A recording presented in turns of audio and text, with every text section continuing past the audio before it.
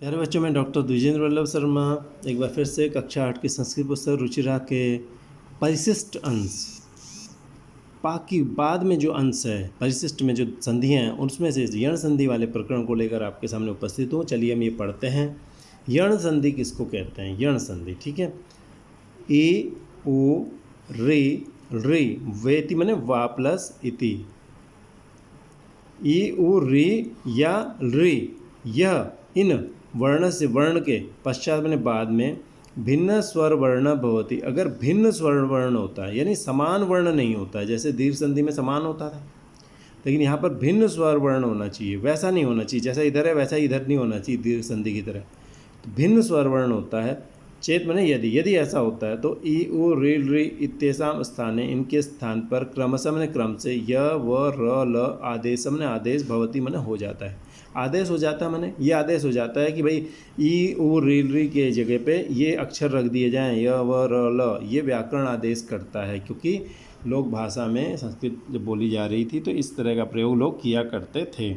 आप समझ रहे हैं मेरी बात? तो ई के स्थान पर क्या होगा? य, उ के स्थान पे व, री के स्थान पे र, री के स्थान पे ल। तो ये क्रम से होगा, ठीक है, क्रम से, ठीक है, ये क्रम से होगा। पहले की जगह पहला, दूसरी की जगह। अब यहाँ पर क्या हो रहा है कि जैसे पहले ऊपर वाली संधि में दीर्घ वाली संधि में था कि दो वर्ण मिलकर के एक वर्ण बनता था, यहाँ ऐसा नहीं है। यहाँ पर एक वर्ण सीधे चेंज हो रहा है और दूसरा उसका स्वर वैसे ही मिल जाएगा उसमें। दो वर्ण चेंज नहीं हो रहे, एक वर्ण में चेंज आ रहा है, सिर्फ इसलिए कि उसका असमान वर्ण आगे पड़ा है। वैसा वर्ण नहीं, दूसरा वर्ण आगे पड़ा है, स्वर पड़ा है मतलब।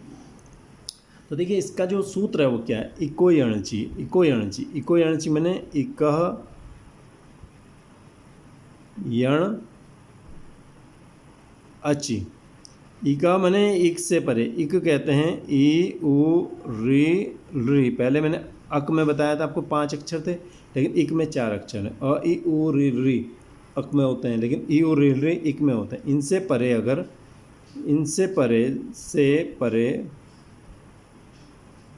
यण, यण में क्या होता है? य व र ल। यण हो, सॉरी, इक से परे स्वर हो, अची, अच परे हो। स्वर होने पर, यदि स्वर परे हो, अच माने स्वर परे होने पर,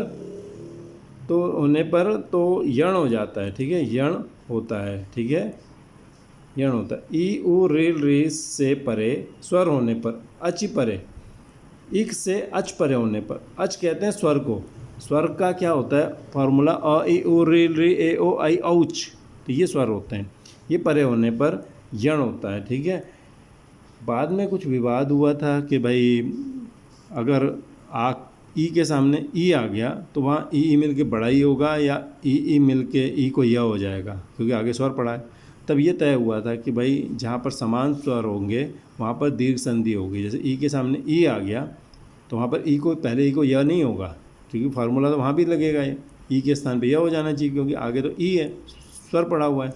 तो वहाँ कहा गया बाद में कि भाई जब समान स्वर पड़े होंगे तो वहाँ पर दीर्घ संधि ही होगी, लेकिन जब समान स्वर वैसा ही स्वर नहीं होगा, दूसरा कोई स्वर पड़ा होगा तो यण संधि होगी। अब देखिए उदाहरणानि, उदाहरण देखिए। यदि अपि ई है, आगे स्वर है अ, आगे ई नहीं पड़ा हुआ है, ई होता तो यहाँ क्या होता?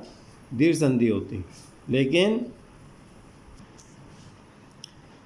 यहाँ पे अ है तो ई को क्या होगा? य होगा। तो अब यहाँ पर देखिए आधा य अ आधा द ई, ठीक है, प्लस अ आधा प ई, तो ई को क्या होगा? आधा य हो जाएगा।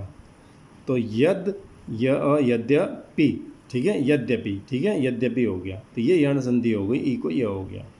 ऐसे इसमें देखिए मधुवरी में, देखिए मधुवरी में देखते हैं आधा म अ आधा ध उ प्लस आधा ये र अ आधा र ई।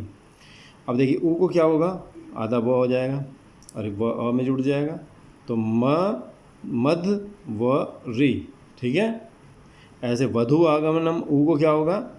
व हो जाएगा, तो क्या बन जाएगा? वध्वागमनम, ठीक है।